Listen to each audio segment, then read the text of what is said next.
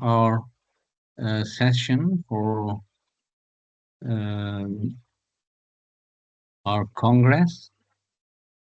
Uh, Let me see if everybody is here.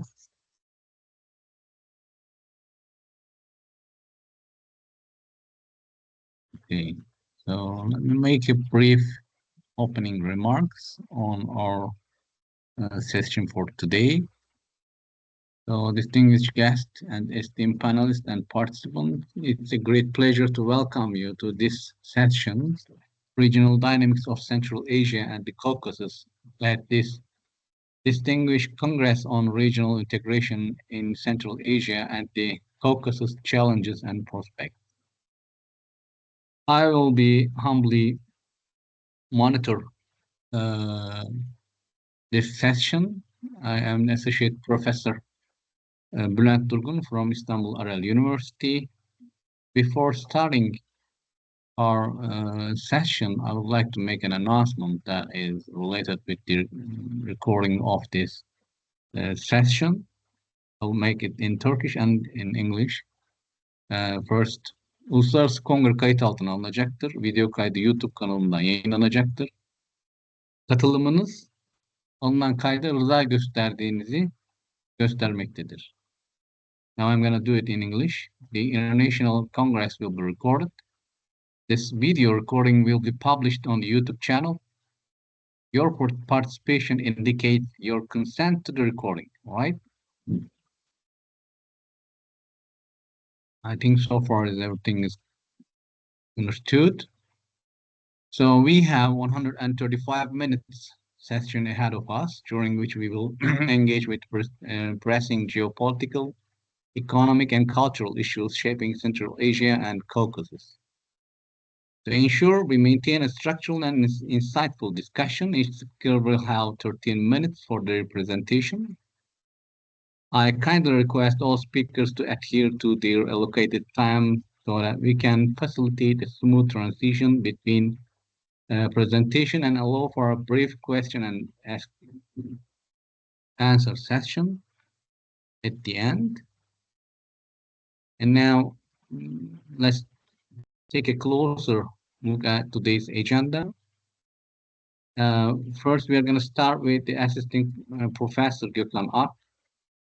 His topic is going to be Armenian diaspora and its future in the context of transnational nationalism. We begin with a deep dive in Armenian diaspora, which has played a pivotal role in shaping regional and global perceptions of Armenia. Professor Ak will examine how transnational nationalism is evolving within the Armenian diaspora and its implication for the Armenians' political and diplomatic strategies. He will be followed by Professor Bogdan Stefanishi. I hope I am pronouncing well. With the topic that is the war in Ukraine and South Caucasus, an opportunity for a strategic European Union.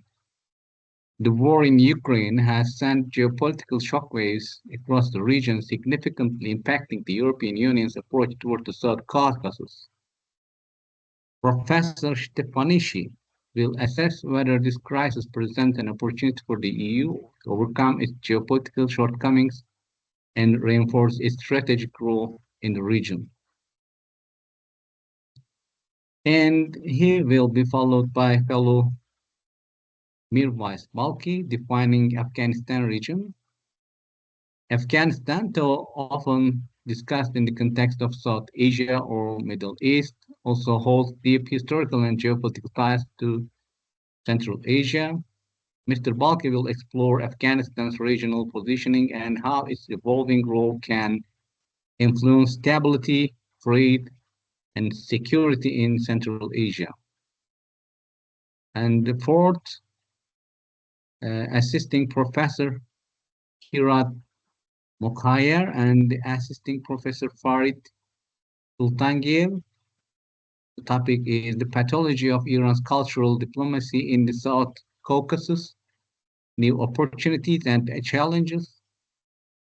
Iran has historically employed cultural diplomacy as a strategical tool in South Caucasus, yet its effectiveness has been mixed. Professor Mokhayer Mokhayar and Sultangiyev will analyze its successes, Iran's successes and shortcomings, identifying new pathways for cultural engagements in a rapidly shifting regional environment. And he will be followed by Afsana Danish, strategical barriers in Iran's foreign policy towards Azerbaijan. Okay, she will discuss issue, and despite deep historical and cultural ties, Iran and Azerbaijan relations remain complex. And Ms. Danish will discuss the key challenges preventing closer bilateral cooperation and the strategic dilemmas Iran faces in balancing its regional ambitions with Azerbaijan's independent trajectory. And she will be followed with the retired Brigadier Rifat Rifat. The topic is Russia's risk potential in key geostrategical regions and deterrence response solutions. Russia remains a dominant force in both Central Asia and Caucasus, yet its influence is increasingly challenged by the shifting alliances and economic constraints. Brigadier Rifat will assess Russia's risk potentials in key regions and propose deterrent solutions to counterbalance Moscow's strategical ambitions. And the seventh in line will be presented by Assisting Professor Hirat Makoyer, again, and Assisting Professor Farid Sultankhair. Future studies and analysis of Israel's cultural diplomacy objectives in South and North Caucasus. So Israel has actively cultivated relations with Caucasian states through cultural diplomacy. Professor Mokaver and Sultankhair will analyze Israel's long-term strategical objectives in the regional and their implications for regional politics and alliances. And they will be followed by Professor Dr. Kaiser Alam and Professor Yazdani Hassan, researcher scholar Mohammed Shadid, and Indu Yadav, examining the political dynamics of Kazakhstan in the globalized world. So Kazakhstan is Central Asia's largest economy and pivotal regional actor. Professors Alam and Hassan, along with their research team, will examine Kazakhstan's political evaluation and its positioning within the global and regional power structure. Last but not least, Ibrahim Rezai Rad, the very interesting topic, new great game in energy in Central Asia since the beginning of the Ukraine war. And on that, energy competition in Central Asia has intensified as the global actors view for access to the critical resources. Dr. Rizarat will examine the emerging energy geopolitics in the region, particularly in the growing rivalry between China, Russia, Iran, and the EU in the wake of the Ukraine war. So we're going to have questions and answers and discussion.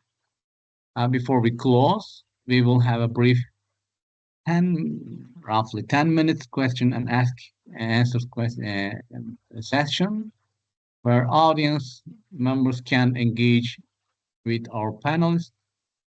And eventually we will have a closing remarks, roughly 3 minutes. I will try to provide a brief summary of key insight, expressing our gratitude to the speakers and conclude our discussion. So having said that, let us begin with our first speaker, Assisting Professor Gökhan Ak. Professor, the floor is yours. Hocam, thank you very much, Mr. Chairman, Bülent Hocam. I will share a presentation. Where is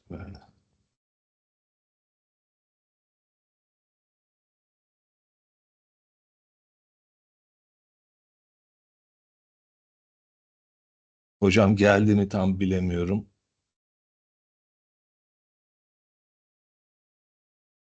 Yeah, I can see. Okay, We can Bülent have it. hocam, you can very much. Yeah, I can see it. Yeah, very good. All right. Their Clear. colleagues, their chairman, as has been stated, my topic will be about Armenian diaspora and its future in the context of transnational nationalism.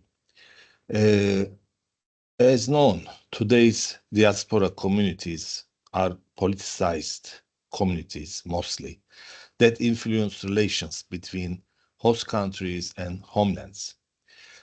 Diasporas do not hesitate in this manner to enter into debates with the ruling powers in the homeland. Thus, the subject of diaspora has been the issue of many theoretical and empirical studies in recent years. In a rapidly globalizing world, international migrations, developments in transportation and communication systems have placed diaspora communities on the margins of the homeland and the new homeland. In history, as known by all of us, migrations from various countries in Russian lands, Caucasus, Middle East, and Near Asia, including Anatolia and Asia, to the USA and Europe mostly, have led to the formation of today's crowded, rich, and robust Armenian diaspora. The factors that stand out within the scope of the analysis of the Armenian diaspora through the concept of transnational nationalism could be as follows. The socialization of the diaspora in the country where it was formed through migration, the reflections of this socialization on the social spheres of the country of destination, the effects of this socialization on the diaspora identity in the country of destination, the political, economic, media, and publishing power of the diaspora, and social networks formed by the diaspora, including social media and other platforms, and their contribution to the philosophy of victimization in some manners, such as has been seen in the case of Armenians, the psychological motivation formed by the diaspora. And of course, my paper is long in full length, so I shortened that and had put some findings and conclusions, not to be so long in presentation. In the solution of Armenian problem, understanding the diaspora and including it in the process is quite important, because the diaspora is the door and contact point of the Armenian problem, opening to the West. It is the moderator between the West and the Armenians. But diasporas are marginalized communities that have relations with both the homeland and the host society, but are not fully synchronized with either. They have very close ties with the homeland. They usually take sharp political positions regarding developments in the homeland. They try to influence the processes in the homeland with the networks, institutional structures, and media institutions they develop. In doing so, they develop an effective solidarity system in the host country and engage in activities in favor of their compatriots in the homeland and against the dominant system. They attribute great value to the events and changes that occur in the homeland. The situation is no different for the Armenian diaspora. Thus, we are talking about a mobilized community that keeps ethnic belonging alive thanks to its developed social and institutional network, and a diaspora that instantly follows the developments in the homeland with advanced communication technologies and migration movements. The Armenian diaspora is a community that, on the one hand, tries to adapt to the new society it is part of.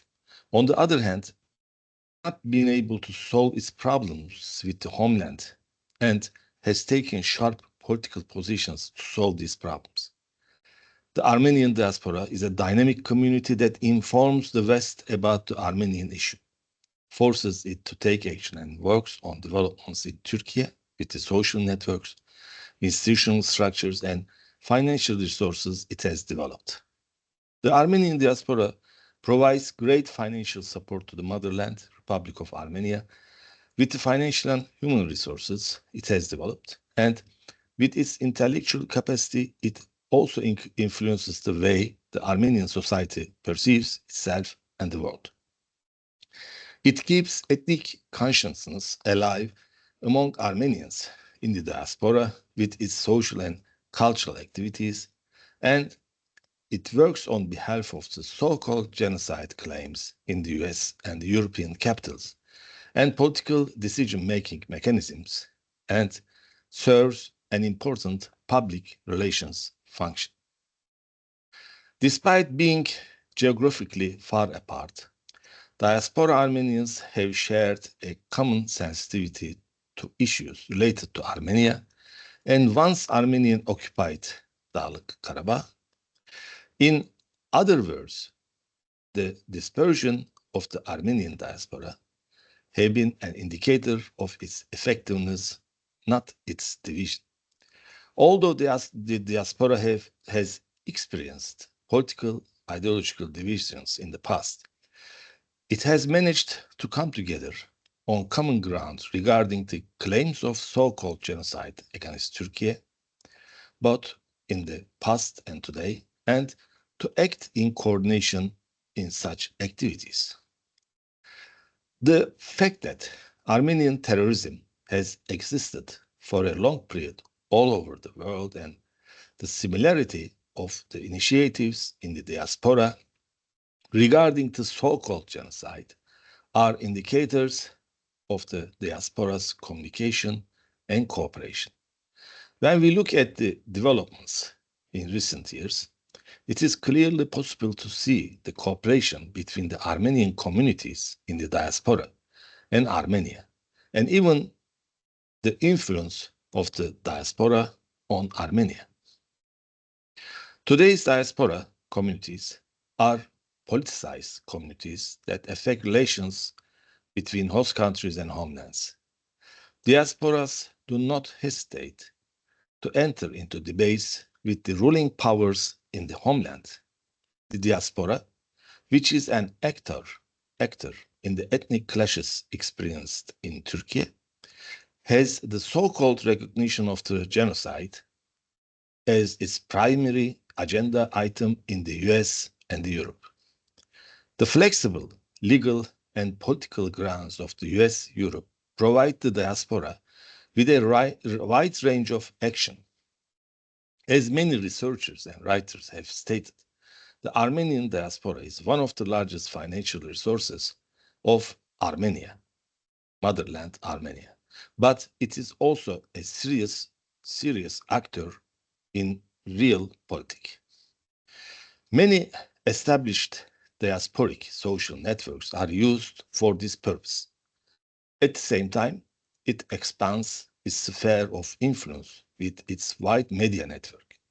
The Armenian diaspora has made a significant contribution to the so-called issue of genocide claims occupying Turkey's agenda more after 2005. When the power, influence, and activities of the Armenian diaspora, which is a transnational movement, are taken into consideration, it is obvious that Turkey has to constantly develop strategies against this problem, because the Armenian diaspora can become stronger than a nation by using the connections it has. Thank you very much, sir. It's over.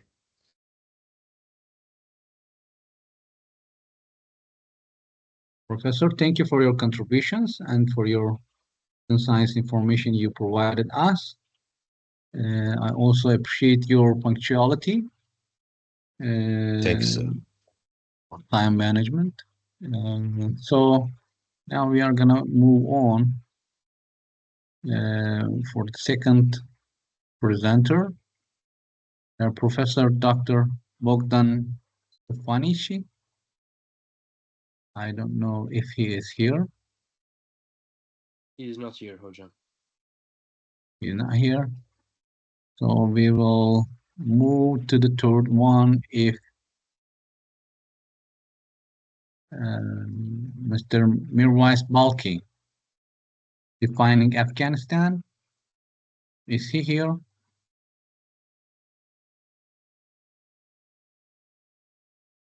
No, sir. Not here yet. So the next one, Assisting Professor Hirat Mokhayar and Assisting Professor Ferit Sultankayev.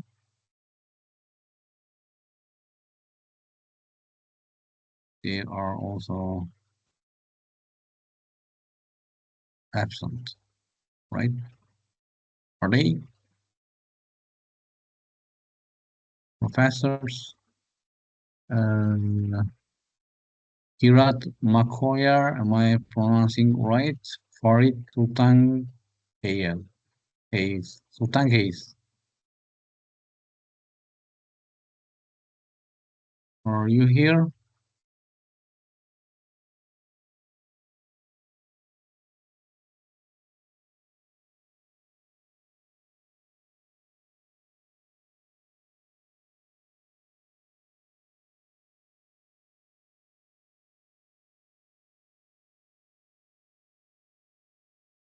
Okay, I will move on with the fifth presenter, Efsane Danish. Merhaba. Merhaba, madam. How are you doing? Eve, thank you. Thank you for having me. It's great to be here. I'm ready to start. It's our pleasure to having you here. Your presentation is going to be in English or in Turkish, I don't know. The abstracts English. were in English, all right? So if you are ready, then we can have your presentation. Then I'm gonna leave the stage for you. Okay, thank you. Today I will discuss the strategic barriers in Iran's foreign policy toward the Republic of Azerbaijan. This topic is so important as Iran-Azerbaijan relations are influenced by many factors. Since Azerbaijan gained independence in 1991, its relationship with Iran has been shaped by historical, geopolitical, cultural, and security factors. However, in recent years, these relations have become more complex due to new regional developments. Looking back, as you know, the relationship between Iran and Azerbaijan is rooted in shared history and geography. Azerbaijan, as Iran's northwestern neighbor, has always been significant to Iran from both security and economic perspectives. However, this relationship faced challenges, including border disputes, energy issues, and regional rivalries. Iran faces several strategic barriers in its foreign policy toward Azerbaijan, which can be categorized into four main areas. First of all, the influence of foreign powers in Azerbaijan. Two major foreign actors significantly affecting Azerbaijan's policy are Turkey and Israel. Turkey, as a close ally of Azerbaijan, plays an active role in shaping Azerbaijan's regional policies. Azerbaijan and Turkey share cultural, linguistic, and historical ties, and Ankara has sought to strengthen its strategic alliance with Baku. This alliance, especially after the Second Karabakh War in 2020, has deepened Turkey's influence in South Caucasus. Iran views Turkey's growing presence in the region as a geopolitical challenge. On the other hand, Azerbaijan-Israel relations have raised security concern for Iran, especially in the context of economic, military, and security cooperation. Israel supplies advanced weapons to Azerbaijan, and in return, Baku provides Israel with a significant portion of its oil. Over the years, Azerbaijan has become Israel's 50th largest trading partner, supplying oil to Israel. Iran sees this relationship as a serious security threat, fearing that Israel could use Azerbaijan as a base for intelligence and espionage operations against Iran. Although Azerbaijan's victory in the Second Karabakh War in 2020 altered the geopolitical balance in South Caucasus, Iran fears that Azerbaijan, empowered by its military success, may attempt to redraw geopolitical borders in region. These changes have positioned Azerbaijan as a rising regional power, leading to increased emphasis on projects like the Zangezur corridor. This project, which aims to connect Azerbaijan to Nakhchivan through Armenian territory, is seen by Iran as a potential threat to its sovereignty and border security. This corridor could significantly reduce Iran's land access to Armenia and Europe, impacting its economic and geopolitical interests. Iran sees this project as a potential threat to its regional influence. Another challenge is the increasing Azerbaijan nationalism promoted by government of Azerbaijan. This issue is another source of tension in bilateral relations. This nationalism not only influences Azerbaijan, but also resonated by ethnic others in Iran. Iran is concerned that this wave of nationalism could undermine its internal stability, especially in its northwestern regions, and encourage identity-based movements. This movement emphasizes the cultural linguistic ties with Azerbaijani community in Iran, creating concerns for Tehran. Some nationality groups in Iran northwestern province have been influenced by Azerbaijani rhetoric, raising fears of ethnic separatism. Iran and Azerbaijan have also experienced tension over energy resource in the Caspian and border security issues, such as disagreement over oil and gas fields, have led to diplomatic disputes between two countries. Iran has repeatedly expressed concerns over Azerbaijan's military presence near its borders and has conducted military drills in response. Azerbaijan, in turn, perceives some of Iran's actions as a threat to its sovereignty, further straining bilateral relations. In addition to external factors, Iran's domestic challenges also shape its foreign policy. Economic difficulties, international sanctions, and internal political struggles have limited Iran's ability to engage effectively with Azerbaijan. To manage tensions and improve Iran-Azerbaijan relations, I suggest several strategic measures. For instance, adopting a pragmatic and flexible foreign policy that prioritizes national interests, national identity over ideological concerns, enhancing diplomatic engagement to resolve misunderstandings and promote regional stability. Increasing Iran's soft power, cultural and economic interaction can play an important role in increasing Iran's influence in Azerbaijan, strengthening internal cohesion by addressing economic issues and ethnic dissatisfaction. In conclusion, the strategic barriers in Iran-Azerbaijan relations are the result of the interplay between systemic factors such as influence and presence of Turkey and Israel, and domestic factors such as Iran's economic and political challenges. To overcome these challenges, Iran must pursue a comprehensive and pragmatic strategy that safeguards its national interests while contributing to regional stability. Thank you for your attention.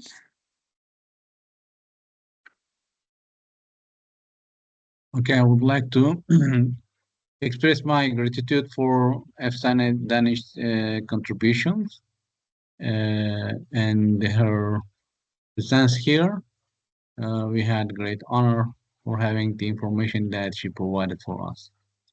So I would like to move on with the next presenter. I would like to recall Professor Bogdan Stefanici,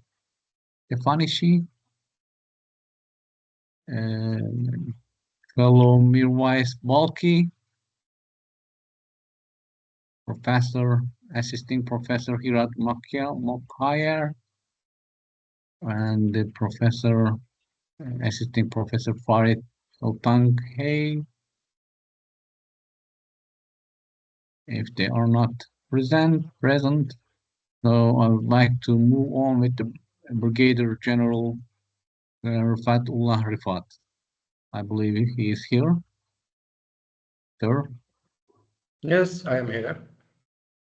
Welcome, sir. So it's our honor to have you here. Let me share my screen. Okay, the floor is yours, sir. Yes, just let me share my screen. I hope you can hear me.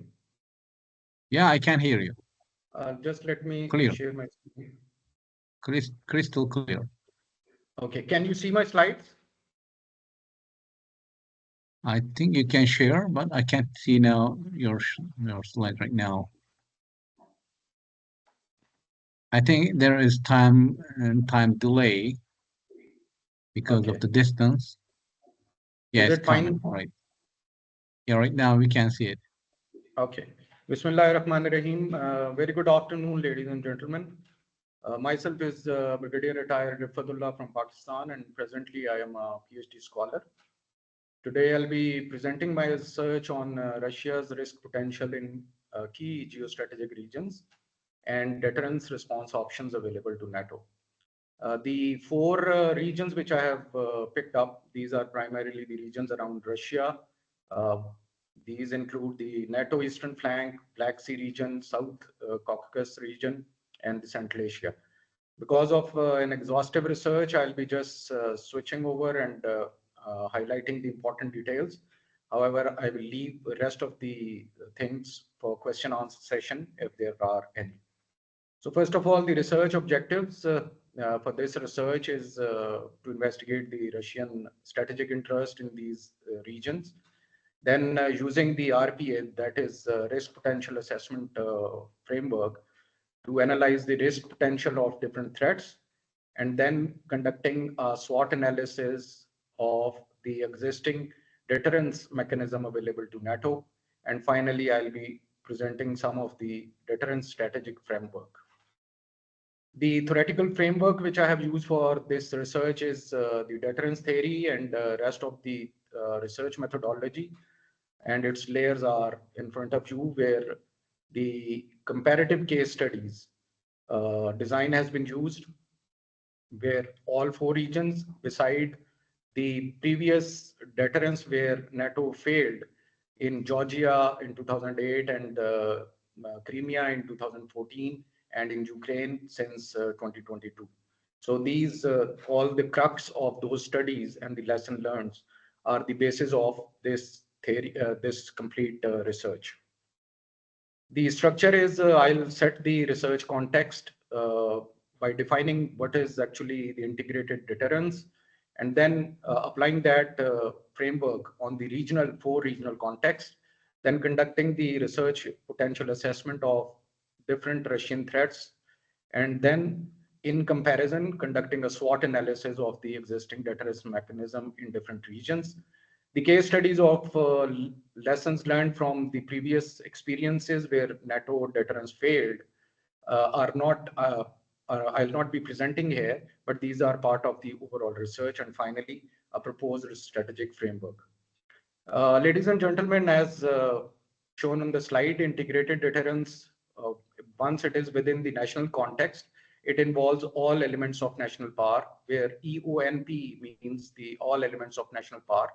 However, in a regional context, if the states of region, they employ all their assets in different dimensions to integrate and deter the enemy for any aggressive designs and to achieve own national objectives and interests, that comes in the realm of regional integrated deterrence. However, if the complete alliance integrates its resources and potentials, like the NATO or the CSTO, then it is called the alliance-based integrated deterrence. The spectrum of the deterrence, it resides from gray zone operations and goes up to the high intensity conflict. The LIC is the low intensity conflict, the MIC is the medium intensity conflict, and the full-fledged conflict is known as the high intensity conflict. And all operations below the threshold of conventional war up to the conventional war itself, including the nuclear exchange, they all come within the spectrum of integrated deterrence. There are different forms. The integrated deterrence can only be in form of military assets, non-military assets, and hybrid once you combine the military and the non-military. And once you combine all these resources and different forms, it emerges as the full spectrum deterrence, or we also call it the comprehensive deterrence. The characteristics of deterrence is it should have the resources to deter, then you have the intent or the will to execute, that is the credibility, then you occupy the likely postures to communicate to the enemy that you will execute if needed. And finally, I have included the fourth characteristic, which is that at every rung of the escalation ladder or the conflict, you should have the control and the maintenance and the dominance. Ladies and gentlemen, these are the four regions which are flashed in front of you on the screen. The NATO eastern flank, which is actually the easternmost part of the Europe, including Estonia, Latvia, Lithuania, Poland, Slovakia, Hungary, Romania, and goes up to Bulgaria. The white line marks till this represents the NATO eastern flank. Then is the Black Sea region, starting from Romania, Bulgaria, Turkey, and Georgia, which are the states around the Black Sea. They define the Black Sea region. And the South Caucasus are the region between the Black Sea and the Caspian, which include Georgia, Azerbaijan, and Armenia. And finally, the Central Asian region includes the Central Asian states of Kazakhstan, Kyrgyzstan, Tajikistan, Turkmenistan, and the Uzbekistan. So setting the stage and the context rightly, now I'll move to the military threat projection in certain key regions. Starting from the top, Russia has the potential and the resources to project its threat in the Finland. In the south, it can project its threat in the Gulf of Finland and circumventing completely, joining with the Kaliningrad and another prong from Belarus, it can isolate the complete Baltic states, Baltic state regions. Then the Savaki Gap, which is basically between the Belarus and the Kaliningrad, it's the Russian base, is another one of the threat perception which emerges.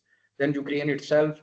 Then in the Black Sea region, it has Crimea, where it has its strong foothold. Then Sea of Azov, and then from Crimea, it can generate threat to the Black Sea.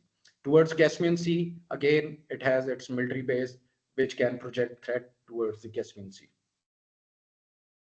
Now, ladies and gentlemen, what are the NATO's military presence in the key regions? These are marked on the map. If you see, the star shape represents the multinational battle groups, which are already deployed from Estonia, Latvia, Lithuania, Poland, Slovakia, Romania, Bulgaria. And then the ballistic missiles defense, starting from Turkey to Romania, Germany, Belgium. These are, and then joint the ISR, which are deployed at different places, and similarly the sound surveillance assets and the equipment. Now, ladies and gentlemen, let's see the overall different layers of deterrence or the defense forces which are deployed by the NATO in the eastern flank, starting from the Baltic states, because they are very close to the Russian borders. These are known as the enhanced forward presence or EFPs. They have one multinational group, battle group in each state, starting from Estonia, Latvia, Lithuania, Poland, and Hungary. The second layer, if you recall the map, which I have shown you a few moments back, the Slovakia, Romania, Bulgaria, and Turkey, they come in the second layer, while in third layer, Germany, Italy, and Greece, and finally UK, Belgium, and Spain, they are the fourth line of defense. So if I recall, I can show you that these states, this is Russia, and once you see this blackish overlay, it shows the immediate neighborhood of Russia, which it perceives the projected threats from Europe. So it would always like to contain any projection of NATO threat in these states, starting from Finland, Ukraine, Belarus, or Black Sea region, or even the Caspian, even, or towards the east in the Kazakhstan. So now let's see the Russian, once we have seen these military signatures of the NATO in these regions, let's see the Russian signatures. And first of all, the NATO's eastern flank. And that eastern flank stretches from Finland down to Ukraine, Belarus, and downward. It has in Kaliningrad, it has its physical troops as well as missile defense system. In Leningrad, which is the western military district of Russia, it has great numbers, around 70,000. In Belarus, it has a contingent of its ground forces, and in nuclear posture, that is the tactical nuclear weapons, these are also been deployed in Belarus. Energy dependence, the Poland and Baltic states, they have ceased their energy imports from Russia, but still, but on the other hand, they are importing very expensive LNG, and it has to be seen in a long-term perspective, how long they can afford that LNG to substitute Russian oil and gas. Ethnic Russian population is another demographic threat which is projected through different states. Latvia has around 34% of Russian ethnics, and Estonia 24%, Lithuania and Poland as flashed. Similarly, let's see the second region, that is the Black Sea region. Military presence through Sevastopol, it has military presence Russian, and the Crimea, again, around 25,000 troops. Russia controls and dominates the sea lanes of Black Sea, and they often conduct the military exercise Zapad and Vostok. Similarly, the Turkey is heavily dependent on Russian gas, that is around 33%. Bulgaria, 57% of its gas is still imported from Russia. Romania, less than 10%, Georgia. And then the ethnic Russian population in Crimea, it is 65%, which is a contested land at the moment and under a conflict. Georgia has 2%, and other than the two regions, that is Abkhazia and South Ossetia.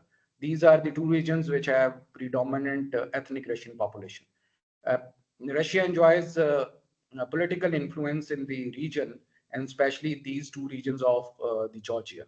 And within Ukraine context, the Donbass and the Crimea, they are Russian aligned, or they toe Russian lines. Let's see about the South Caucasus, where the Russia has its military base in Armenia. Azerbaijan, Russia has its peacekeeping force, and Georgia, it has presence in those contested two areas which are pro-Russians, and they often conduct the military exercises. Armenia is heavily dependent, 80% of its gas is still being imported from Russia. Similarly, Azerbaijan, around 15%, and below you can see the ethnic Russian population. Armenia, though, is very low, but still it aligns, mostly it's aligned with the Russian interests. Georgia and Azerbaijan, again, the Russian ethnic population is very low. Finally, ladies and gentlemen, let's see the Central Asian states where the Russia has bases in Kazakhstan, Kyrgyzstan, and Tajikistan. These states are also heavily dependent on military hardware from Russia, and the Kazakhstan, Kyrgyzstan, and Tajikistan, they are also united with Russia through CSTO, which is a alliance of collective security. Energy dependence, again, Kazakhstan and Kyrgyzstan heavily dependent, and Tajikistan 25%. The ethnic population highest, the Russian ethnic population is in Kazakhstan, which is 20%. Beside all these, the millions of migrants of these states are working in Russia, and they have their affinity and semblance with Russia because of the remittances they are generating by working in Russia for the people back home in their countries. This is again the reflection of those diaspora, the ethnic Russians in different states of first line, second line, or especially the first line and second line, and their demographic overall percentage in the total population of those states. These are within the Black Sea region, South Caucasus, and Central Asia. So this population or diaspora, which comprises the ethnic Russians in these countries, excuse me, they play a very important and vital role in while defining the national interests and their threat projections toward Russia. So let's see now Russia's strategic interests and how these are perceived by the NATO. Russia in these all regions would like the Eastern Europe to be a buffer zone and would not like any adventure from NATO, which it would consider it as the direct threat to its sovereignty and security. It would also like to control the Black Sea and Sea of Azov warm waters, which are critical for its energy security as well as for its economic and trade interests. It would like to dominate and control the energy corridors, and while the NATO would apprehend this as a blackmail, energy blackmail, or using this as a coercive tool by Russia, as it is happening in Russia-Ukraine war. Russia would also like to guard its maritime interests in the South Caucasus and military signatures.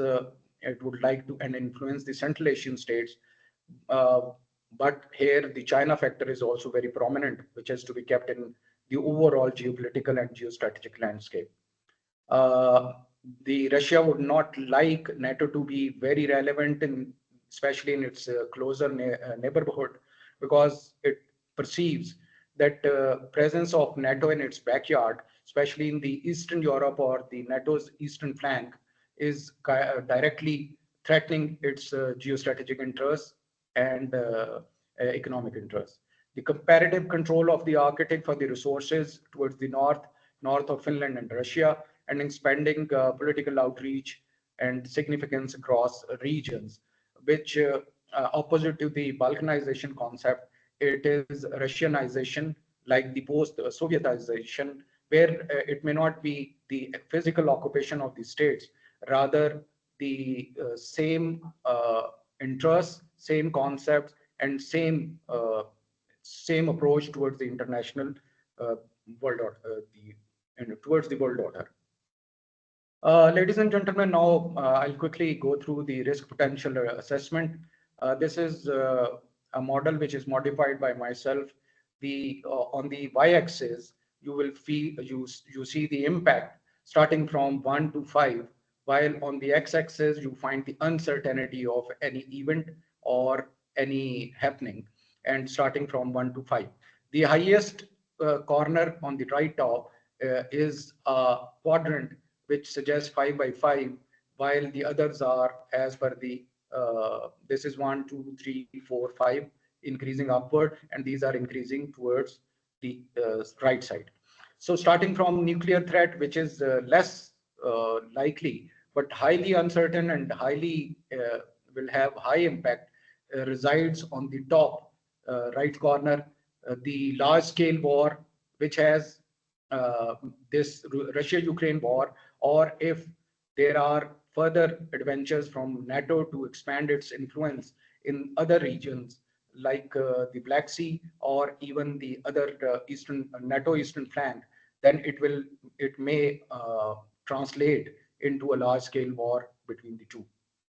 And then the hybrid warfare, and then these are the different pointers which are given, and basing on those pointers, these have been plotted on the risk assessment. The red color decides the critical events. So the A and B are the critical, which needs the immediate attention, while the yellow color plotting shows that these are the events, or these are the risks which has a very high potential. The blue shows the medium range, and green shows low range risk potentials of Russian threats. So if you multiply the values of different x-axis and y-axis, the total risk value, this is again my own model I'm presenting. So the total values are, the risk value of nuclear threat is 25, and similarly other, as shown on the previous slide, those have been calculated. Now, ladies and gentlemen, I'll hurriedly go through the SWOT analysis of, once we have seen the overall deployment of Russian and NATO forces in different regions. Now let's see the SWOT analysis of the existing full spectrum deterrence which NATO has in different regions. And the SWOT analysis would be stretching across strengths, weaknesses, opportunities, and threats. I'll be just focusing on the opportunities and threats because it is a very lengthy presentation, a big research, so I would leave the rest for the question answer. The NATO eastern flank, the opportunities are that it already has enhanced cyber capabilities. It also has forward defenses. They have strategic alliance amongst the states. They all are aligned with the NATO. Their posture adjustment can be done because of the stronger forward, and the further reinforcements can be dovetailed once the forward defenses are already occupied. And then they have the opportunity to strengthen their further alliances with Sweden and Finland, which has recently joined NATO 2 years back.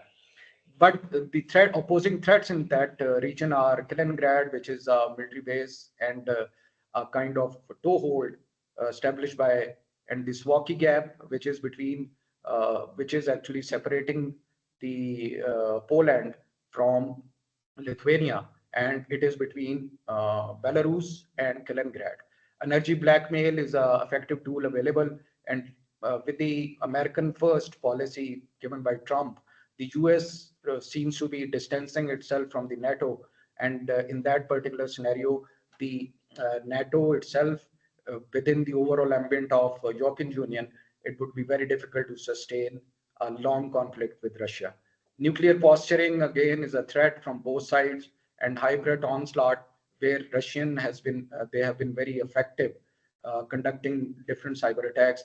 And beside other things, the states like Hungary and others, they have different political stances in the European Union, which if not addressed in time, they will cause the political fissures and disharmony amongst the NATO cohesion.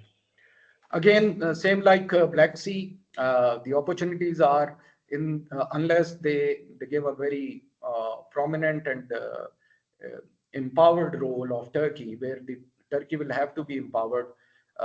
The NATO itself won't be able to face the onslaught of Russia in Black Sea region, and port expansion of Odessa and Constanta. They are also two of the options where, if these are increased, they will increase the signatures of the NATO.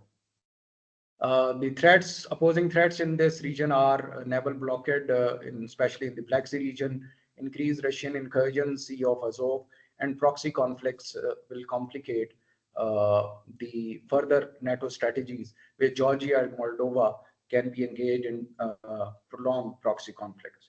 Similarly, South Caucasus, I'm leaving it because because of the paucity of time, but these are available. And similarly, the Central Asian region, their strengths, weaknesses, opportunities, and threats of the full spectrum of existing integrated deterrence of NATO. They are presented. Ladies and gentlemen, now last few slides where it is my own work for before I present the basic contours of strategic framework for integrated deterrence for the NATO. I would like to show that the conflict analysis, when it is to be done, it resides within the three domains. The two opposing domains are conflict and the latent conflict, the sleeping conflict, and the other one is the cooperation. The conflict is always about the perceptions, and perceptions they are always generated by the interests and resources we have to achieve those interests, and for time, for how long we can invest those resources to achieve interests. So these are the opposing dimensions of if they have to cooperate, then the resources they have to use selective resources and not all out resources, because once you will use the all available resources, then you will land in the latent conflict. Similarly, if you are working for your possible interests, then it will be a latent conflict. However, once you will extend it to the desirable interest, the maximum interest, then the states would land into the conflict domain. So I'm leaving, if there is some question, I will go on. Similarly, there is a conflict analysis triangle. Every state, as per the realism school of thought, it works for its national interests, which are actually the ends. The strategic frameworks, which stretches over three dimensions, ends, ways, and means. So the interests of states, they are primarily the ends, and then how we achieve those ends are the ways and the approaches, and finally what resources we use to achieve our objectives, they are the means. So interests, they reside on the top of the pyramid. If the states are using the unilateral or independent approach, they will always land into conflict. If they use interdependence, then there is the chance of cooperation. And the path from interest to the competition resides in the center of conflict and cooperation, which is positive. Competition is positive, whereas conflict is negative. So these are different domains, because for the projection of interest, you will go into conflict. You will be using independent or unilateral approach. You would look at for win-win option for yourself, and you would like your enemy to lose. In that case, however, in the competition, it is always positive, and you would go for win-win for yourself and as well as for the enemy. However, in the positive conflict, it is either way. You will be collaborating with your even the opponents. I'm just skipping this. And this finally is the peace and conflict intertwining circle, the cycle. The thing which you saw in the previous slide, the latent or the sleeping conflict, it has the historic roots. And if these are not addressed, because of those states have the opposing perspectives, and basing on perspectives, they generate issues which becomes a clash of their interests. And once there is a clash of interest, the simmering the conflict, it emerges, and then it becomes, the conflict goes higher and it becomes visible. If you want to address that issue, then you have to first manage the conflict, then go for the conflict resolution and inverse the pyramid. First of all, conduct the cost benefit analysis, de-escalate this situation from both sides, contain the problems which are hurting, resolve the relevant issues, and leave the rest for the subsequent times, prevent the war. As a result, once you will prevent the conflict, you will achieve the fragile peace, which passes through a period of stasis, which means it is uneasy peace, no peace, no war. And if it prolongs for long, again, it will emerge into latent conflict. This is a conflict resolution model. These all are my own my own contributions. Like the computer language, there are only two options starting from opposing perspectives, which generates conflict. If you accept to fight, there are two options. You accept to fight, yes, then you both will be a loser in any case. There may be a temporary victory of one side if it has more resources, but in actual terms, they will also be a loser. If you say no, then there are again two options. And finally, unless you collaborate, then it is a win-win situation for both. However, if you do not collaborate and say no to even collaboration, again, it goes back to the fight cycle. Finally, ladies and gentlemen, this is the last slide. The proposed integrated deterrence model in different regions, because they have different geopolitical and geostrategic dynamics. The same recipe cannot be used across all the four regions.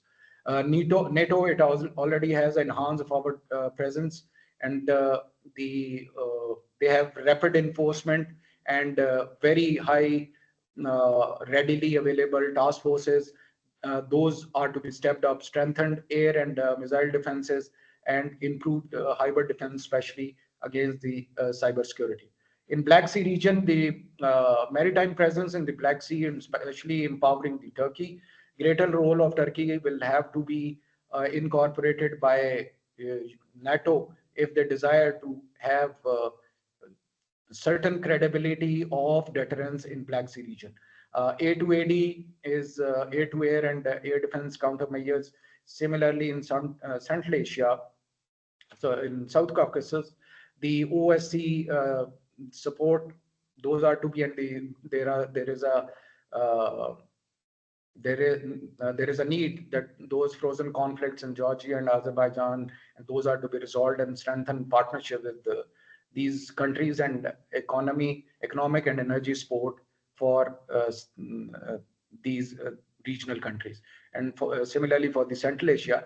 However, this all done, the rider clauses which are must to be undertaken wherever any integrated deterrence model is applied is the internal cohesion. If they have fissures or they compromise on their unity within the NATO or the European Union, it will hurt the overall stance. The credible nuclear deterrence will be a rider clause, a US commitment, and unless there is a change, so far America is not seems to be very interested unless increased burden sharing is shown by the European Union and NATO. It will hands off from to pitch itself against the lead role in the NATO framework. No further interventionism, because in my own personal opinion, it is paradoxical that who started the Russia-Ukraine war, or for that matter, why Russia is exaggerating its defensive posture towards the offensive posture. It is debatable, and it is paradoxical that who initiated it, whether it was NATO who inched towards its Russia's backdoor or neighborhood, or it was Russia who germinated this complete conflict. And strategic communication by underlining the propaganda and other strategies, these are to be undertaken. Diplomatic engagement should not be given an oversight at any place. And finally, they should stay cognizant of unconventional warfare. That's all, ladies and gentlemen. If I have overshot the time, I'm sorry for that. Okay, thank you very much, sir. It was a great contribution that provided us insight information on Russia's risk potential in key geostrategic regions and deterrence response solutions. So you provide us invaluable information that was done by yourself. So appreciation again. So we are going to move with the. I would like to go again with the Professor Bogdan Stefanici. Is he here? No. Fellow Mirwais Balki? No. Assisting Professor Hirat Mokhayer? And Assisting Professor Farid Sultangev? So we would have the seventh again, Professor Hirat Mokhayer and or Assisting Professor Farid Sultangev. Okay, I think we are going to go on with the examining the political dynamics of Kazakhstan in globalized world with Professor Alam and Professor Yazdani Hassan, research scholar Mohammed Shadid, Indu Yadav. So Mohammed, I think I have seen Mohammed Shadid. Sir, can you take your presentation from the display?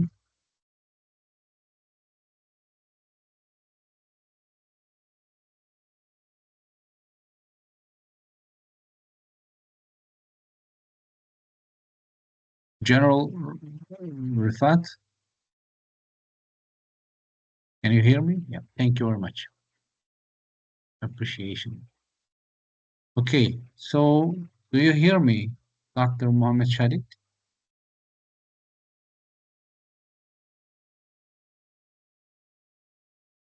Do you copy me?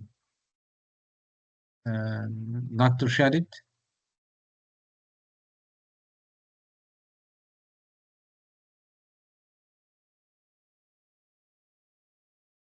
Dr. Shadid? I think he cannot hear me. So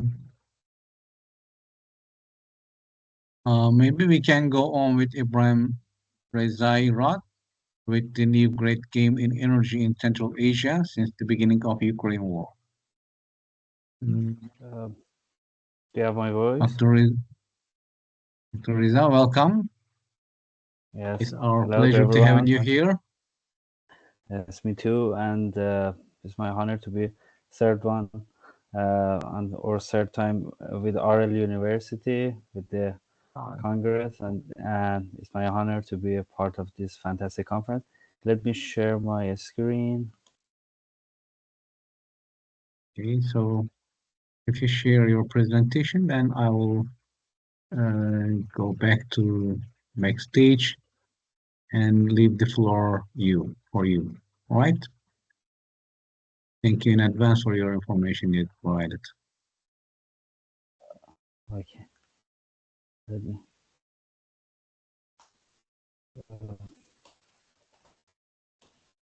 Can you see my PowerPoint? Not yet.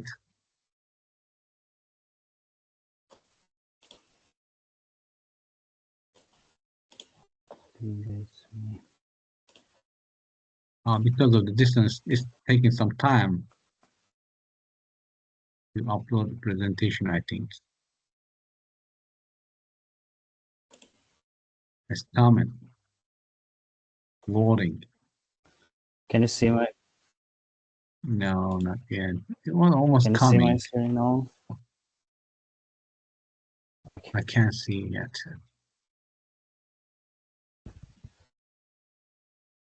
I think it's uploading. Yeah, there it goes. Right, stage is yours. Can you see my screen? Come again?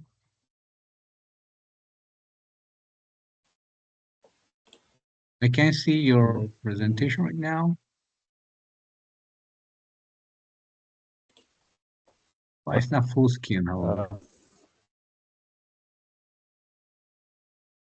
Let me. Can I send the PowerPoint to you? For example, email or WhatsApp. It's the cover of your presentation with the, structure vehicles.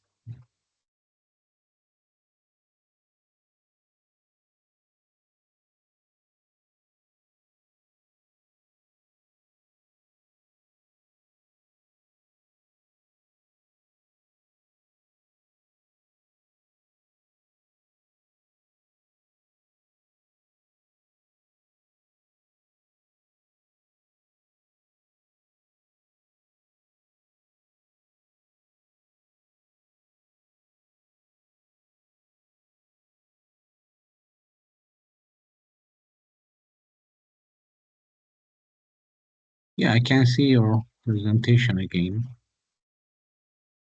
Now I can see your screen. Now presentation. Okay. Let me start my presentation.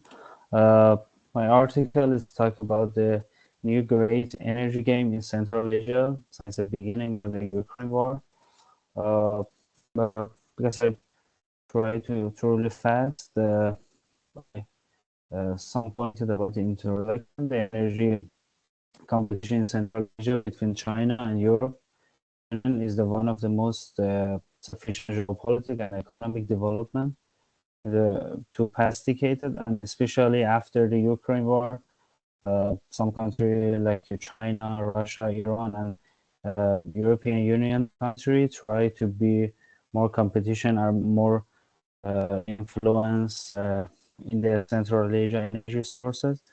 In this article, my main question is how did the great energy game in Central Asia take shape since the Ukraine war, and my methodology, combined method, quantitative, qualitative, and the hypothesis. Especially, I talk about the role of the China and European Union. I didn't talk about the role of Iran and the Russia because the effect of some sanction against Iran in the energy and also Russia after Ukraine war, they decrease the role of this country in Central Asia. And in this article, we focus on China and European Union. In theoretical framework, I use the energy security, the definition of the simple definition of the energy security, the demand of energy consumers, or the IEA or International Energy Agency defines energy security as uninterrupted access to the energy resources at the fair price. And energy security consists of four principles: availability, accessibility, affordability, and accessibility, and some other principles like security of supply, security of demand, and sustainable development are so important. And this is energy security model you can see in this picture. The two main principles is resources security and price security. You can see all of the factors like military ability, geopolitical availability, economy, and resource ownership. And this is a so important thing in my article because the China try to be owner the some new energy resources in most and other than Russia and Iran, and try to be invest in Central Asia energy resources. I talk about some pipeline in natural gas from China in Central Asia later, and the European Union after Ukraine war try to diversification in energy other than the Russia energy resources and natural gas, and try to be find a new era to provide the energy like Central Asia.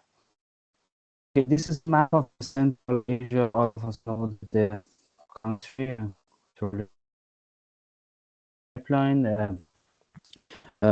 and the other power. Yes, the Turkish gas pipeline. This is a three pipeline or Trans Asia gas pipeline or line A, B, C, and the Turkmenistan try to build or the other one, the line D to the China. This four pipeline is the most important pipeline to export the Central Asian country natural gas to the China, and these four pipeline can export 55 billion cubic meters of natural gas to the China, and you can see in this map the Trans-Caspian pipeline from Turkmenistan, Turkmenbashi natural gas oil field to the Baku, and other part, and the other pipeline from Turkmenistan is Tapi, Turkmenistan, Afghanistan, Pakistan, and India, which have 33 billion cubic meters capacity. This is the other map of the Central Asian gas pipeline, and the, you can see in this map, you can see the Trans-Caspian pipeline. The Trans-Caspian pipeline, I think the important thing, the rival between China and European Union, because it can be connected to Central Asia to the Caucasus, or South Caucasus, and this is finally the last part of the jigsaw of the Southern Gas Corridor. You can see in this map, if the Trans-Caspian pipeline complete access to the BTE, and then can connect to TANAP, and other one is can connect it to TAP, to the European country. And this is so important thing. I think that one of the issue can rival between China and the European Union. This is a Southern Gas Corridor and the Trans-Caspian pipeline to connect the Central Asia, especially Turkmenistan national gas to the European country. And this is a map of the Tapi pipeline, and this is a map of the TCP, or Trans-Caspian pipeline. You can see these two planet to connect it to the European country, and the first plan pipeline to Russia, and the second plan is connected to the Southern Gas Corridor, or BTE. And this is a table of the natural gas produced in Iran, USA, Russia, and Qatar. And this is another one. I scrolled it too fast. In this figure, you can see the natural gas major trade movement from the, for example, Russian Federation or Middle East or some other, to the import to the China and other country. And this is another map of the movement from the pipeline. You can see effect of the sanction of the European country on Russia, try to send or export the natural gas to the new buyer of the energy, other part like China and other European Union. And all of us that I talk about the effect of the some political or military issue in the world, and effect of the energy.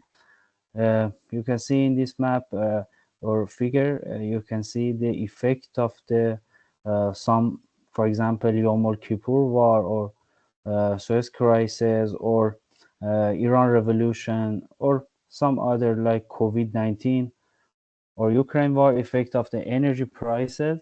And this is so important because the energy have some problem with the military or energy, or for example, political issue in some other of the other of the world. And in this part, you can see the European dependent on the Russian natural gas, and you can see the, for example, Germany, Italy, or France have some dependency on Russian gas. And this is a map, and the other one, you can see the natural gas from the Ukraine. And okay, in the last part of my presentation, I talk about the some proposal or China try to in Central Asia. The first one, I think the provide the energy security. China need to diversification of the energy import and try to be new era, and Central Asia can play key role.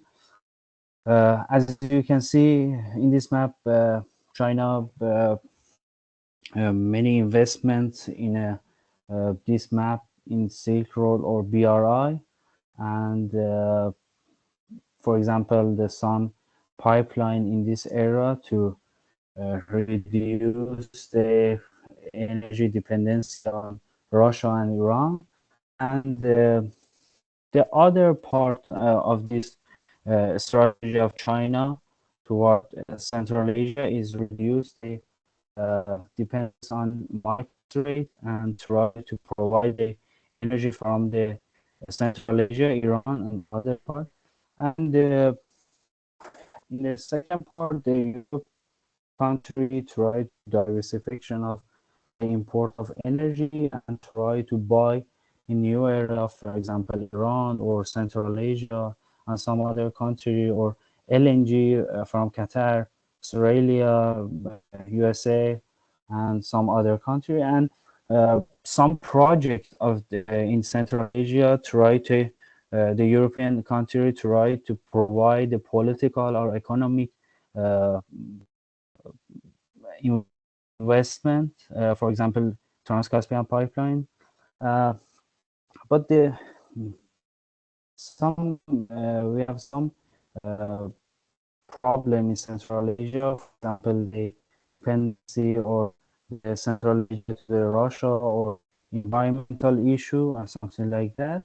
In conclusion, we can see the competition between China and the European Union try to competition in Central Asia for access to the energy resources and economic, political influence. For example, in renewable energy, China to provide investment in in wind and solar project in Kazakhstan and Uzbekistan, and the European provide advanced technology and finance. And the other issue is replacing Russia. This is so hard to be replacing the Russia because the Russia have more common language, cultural history, and this is a so important era for Russia. And geopolitical competition and the role of local actors like Kazakhstan, Uzbekistan, and some other actors like Iran can play key role in in the new great game of energy in Central Asia. Thank you for your attention. Okay, thank you very much for your presentation and valuable information you provided us. So now I'm gonna move on with Dr. Mohammed Shadid. Am I pronouncing it right? Dr. Mohammed, can you hear me?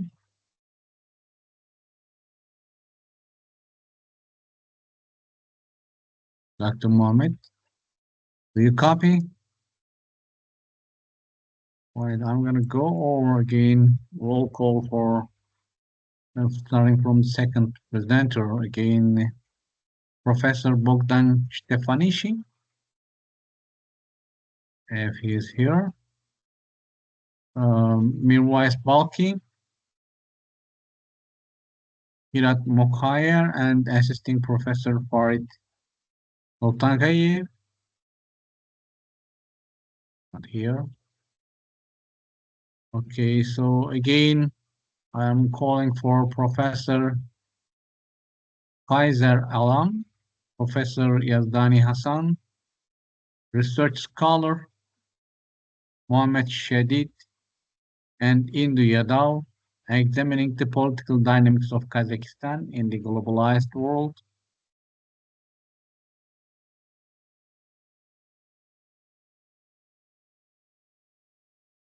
I can't get any response from the presenters. what I'm going to do is I'm going to move on with the questions and answers sections for this session. Okay. Do you guys have any question for the presenters?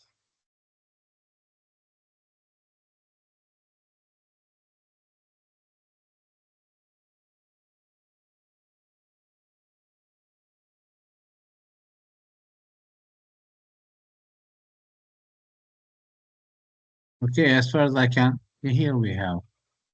Yes, Professor Ali. I I do not have any question, but I will ask for a copy of presentation of Mr. Rifat Ullah. Rifat. His presentation was about a threat assessment on Russia's risk potential, and he provided us a profound study, which I would like to study on it and go through it.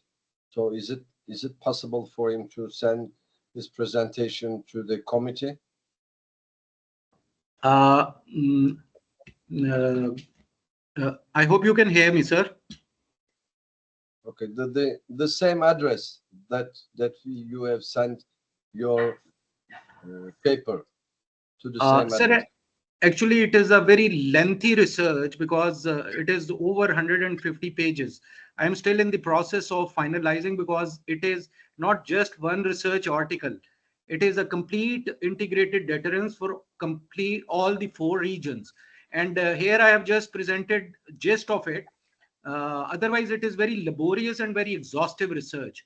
I surely will like to share it with you, but let me complete it, and then especially the Black Sea region, specifically relating to Turkey, and what is the role which NATO should look at from Turkey if it wants it to be have integrated deterrence, effective integrated deterrence, and especially in the overall context of American first policy given by Trump, where it would like to distance itself. It appears to be that way, or at least it would be demanding a more transactional approach from the participant countries to have better burden sharing. So it would not be like the free customary things which had been happening in the past. So let me do it, let me complete it, and then I will share it with you. Surely, sir, it would be an honor for me, sir. Your methodology, which really impressive, which was really impressive. The methodology that you have used. Assessment may change from the scholar to another scholar or analyst to analyst, but the methodology that you have used was quite good. That was the reason which it drew my attention and appreciation. Sir, I will share it with you, sir. That slide I will share it with you, and the similar context I have used. I am presently a PhD scholar, and my area of interest is again Russia-Ukraine war and its impact on global energy supply chain and energy security of Western Europe. So I have starting from the research philosophy, tapered it down to the ontology, epistemology, even axiology, and then coming down to research design, theoretical, the quantitative and qualitative research, different techniques and methods which I have used. These are different layers of methodology, and this concept has been evolved by myself. I'll share it with you on the same email ID. I will share it, that slide, sir. Thank you very much. Thank you Welcome, very much. sir. Thank you, sir. Please accept my appreciation. It was really astonishing, quite good study as an analyst. Many thanks. I am humbled, and I am really humbled and honored, sir, by your remarks. I am so very humbled. Okay, as far as I see, yeah, as far as I can see, there is no questions, right?